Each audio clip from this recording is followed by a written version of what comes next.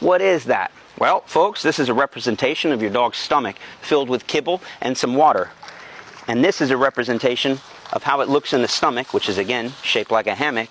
And we're going to discuss today the warning signs of bloat and how this can kill your dog. So if you feed your dog a lot of food and then go play with them or go throw the ball and their stomach twists, you now have maybe 1 to 2 hours to get them to the vet so they can perform an emergency surgery, cut your dog open, and unravel the stomach and get them where they need to be so that they don't die, so the stomach doesn't rupture and the stomach doesn't get necropsy because of the blood flow being cut off because of that twist. So if this does happen to your dog, you won't know. There won't be a warning sign that says that your dog's stomach has twisted inside their chest cavity. Instead, what you might see is the dog panting, the dog pacing, very restless, unable to sit still. You might see them dry heaving or trying to throw up, but nothing's coming out. A lot of panting and just like a nervous energy, walking around.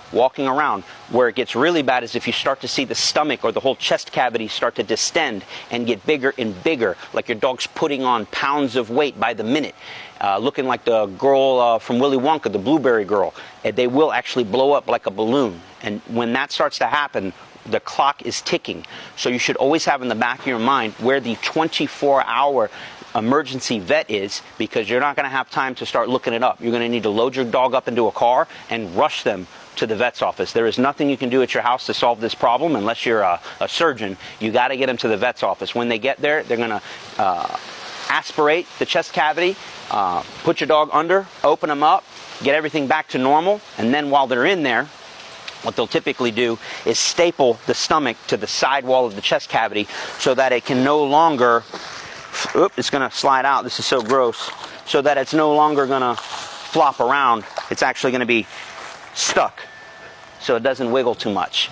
And if your dog ever, if you have a large breed dog, and most of your vets will recommend this, if your vet ever has to go in there for any other particular reason, we could always ask the vets to go ahead and pre-staple the stomach to the sidewall so that we don't have that issue.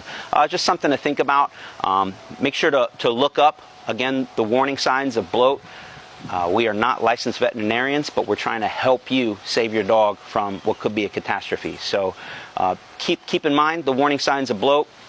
The best bet is just to keep them away from any strenuous or physical activity like running, chasing a ball, or romping around or rolling on the ground 60 to 90 minutes after they eat, and you should be all set.